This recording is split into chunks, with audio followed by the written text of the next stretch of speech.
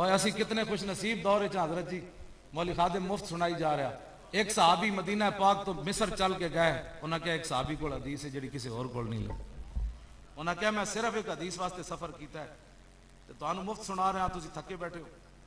نا اے گل ہے قدر نبی دا معلوم ہو سی قبراں وچ پیاں.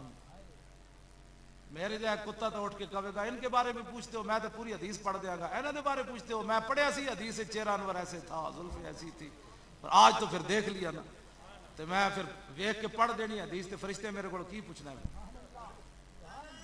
کیوں جی؟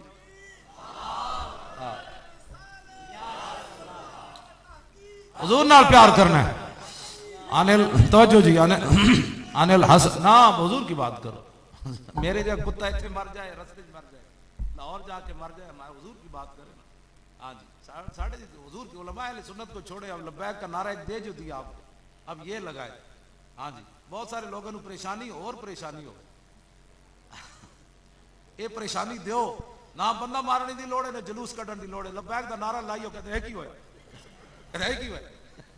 لوگا فتوے سمیٹ سموٹ کے اپنی جیب وچ پا کہتے ہوئے اسی تے فتوے لاندے سی تے گھر بچے اٹھ رہے, جوان اٹھے, گڈیاں وچ بیٹھ لگے. سمجھ آئی؟ او پولیس والا بھی نعت پڑھنا شروع ہو گیا. کی نام ہے منڈے دا؟ ہاں شہباز, انہیں نعت پڑھی جناب, پوری دنیا تے ہل پے گئی.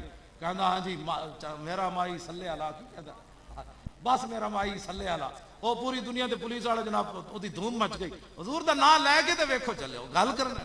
ہاں جی, تسی بس صرف لبیک دا نعرہ لائی آؤ, ساریاں بلاواں انج نسدیاں جانگیاں. جویں اذان سن کے شیطان نسدا نا, تسی ویکھنا تے صحیح لبیک نال لا دے نال نسدا ہو نہ کیڑا کیڑا, جڑا نسے سمجھ لینا گل بن گئی.